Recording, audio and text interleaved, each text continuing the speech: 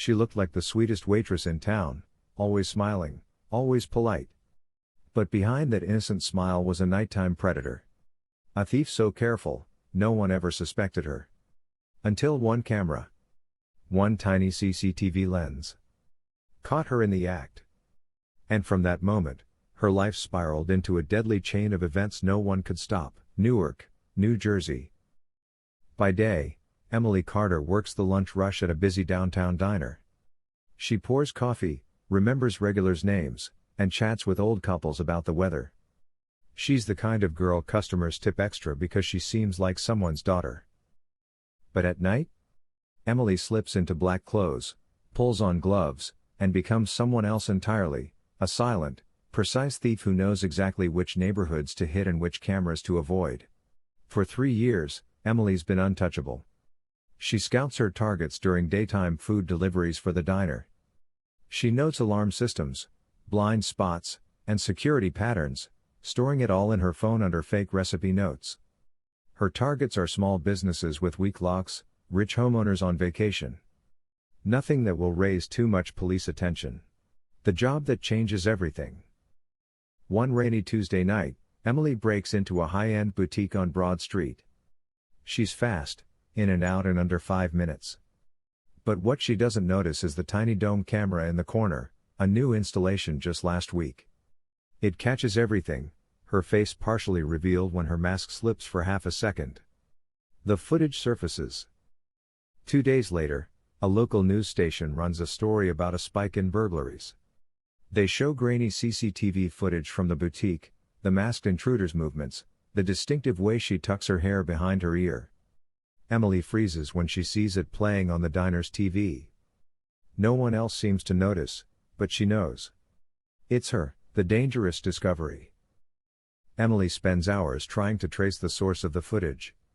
She finds out it belongs to Mark Davidson, the boutique's security consultant. The footage is stored on a local server in his private office, and Emily decides she has no choice. She has to get in there and erase it before anyone else connects the dots. First confrontation. That night, she follows Mark as he locks up. She approaches him casually outside his office, pretending to ask for directions. But Mark is wary, the news footage has gone viral, and he's been contacted by police. Emily senses his suspicion, her pulse pounding. She walks away. But she knows she'll be back. The plan forms.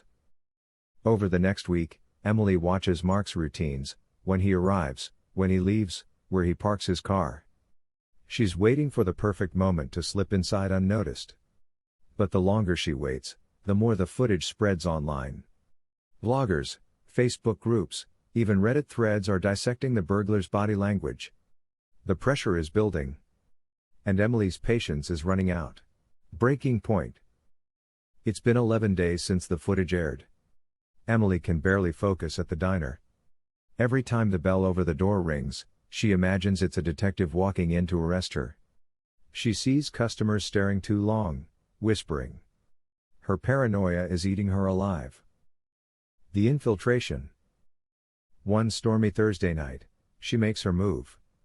Mark's car is gone, his office dark. Emily picks the back lock, slips inside, and heads straight for the security console. She's almost there when, the unexpected return, Mark walks in. He forgot his laptop. Emily freezes, caught in the glow of the desk lamp. "Who the hell are you?"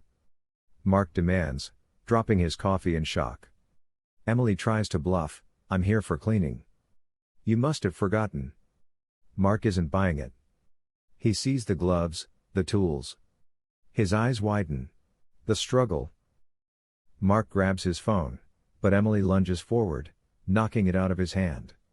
They fight in the cramped office, papers flying, furniture scraping. Emily's desperation explodes into violence. She grabs a heavy trophy from the shelf and hits him. Once. Twice. Mark collapses. The room is silent except for Emily's ragged breathing. The spiral begins. Emily's hands shake as she wipes the trophy clean and searches for the hard drive. She finds it, yanks it free, and stuffs it into her bag. But now she has a bigger problem. Mark's lying unconscious. Or worse. She checks for a pulse. Nothing. The cover-up. She locks the office behind her and walks into the rain, hoodie pulled low. Every shadow feels like a camera, every passerby a witness. She tells herself it was self-defense, but deep down she knows she crossed a line she can't uncross. The manhunt. By morning, Mark's death is all over Newark news. Police release the full CCTV footage, the burglar's face clearer than ever. Social media explodes. Cafe girl burglar trends on Twitter. Customers at the diner are gossiping about the story without realizing the suspect is pouring their coffee. The first raid. That night, police raid Emily's small apartment. She's ready, she's hidden most evidence, and her legal gun license lets her keep the Glock they find. But when they leave, Emily knows it's only a matter of time before they come back with more. Escalation. Over the next week, Emily becomes a ghost. She sleeps in motels, moves her stash of stolen goods to an abandoned storage unit, and keeps the Glock on her at all times. The stress is twisting her mind. She starts talking to herself, pacing, planning. Every siren sounds like it's for her, crossing the line again. When police return for a second raid, Emily doesn't just hide, she fights back. Shots ring out. Officers duck for cover, returning fire. She escapes through a back alley, vanishing into the night. The incident forces Newark PD to bring in the FBI. FBI involvement. 2 days after the alley shootout, Newark wakes to the sound of helicopters. The FBI, joined by SWAT, sets up a command post. Streets are blocked, armored vehicles line the neighborhood. Emily is now officially armed and extremely dangerous. The trap. Agents track her to an abandoned storage facility near the river. Inside, they find food supplies, ammunition, and a wall covered in photos, CCTV screenshots, police badges, news clippings. In the center, Mark's photo is crossed out in red. The last stand Emily watches.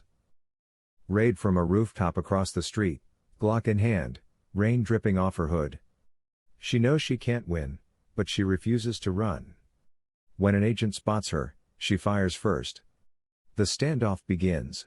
The negotiator, an FBI negotiator, shouts through a loudspeaker, "Emily Carter, put the weapon down. This ends tonight." Emily's voice cracks as she screams back, "You think you can decide what's right? My rules are the only rules." The street showdown. They lure her into the open street, promising a safe surrender. But Emily sees it as one last act of defiance. She walks into the floodlights, rain soaking her hair, pistol raised. TV crews are already filming from a distance, the entire city is watching live. The final seconds. Emily raises the gun toward the line of agents. Time slows. Her finger tightens on the trigger. In a flash, a sniper's shot rings out. Emily drops, her weapon clattering on the wet asphalt. The crowd watching on their TVs will replay that moment for years. Aftermath. In the days following, news anchors dissect every detail. Some paint Emily as a cold-blooded criminal, others as a desperate girl who made all the wrong choices. The diner where she worked closes out of respect. Mark's family finally gets justice, while the family of her murder victim attends a quiet vigil. Closing narration. A deep, steady voiceover plays over shots of police tape being removed and the rain-washed streets of Newark, greater than she thought she could control the game. But the rules were never hers to make. In the end, crime writes its own ending. If you found this story gripping, don't forget to like, share, and subscribe for more true crime narratives brought to life. And remember, these tales are fictional recreations for entertainment, not depictions of real people. This is a work of fiction inspired by true crime scenarios.